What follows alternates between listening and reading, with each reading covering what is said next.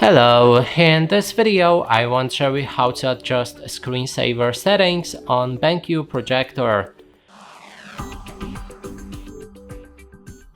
To do this, first we'll need to click on the settings button in the top right corner of the screen, scroll down to device preferences, then scroll down again and find screensaver.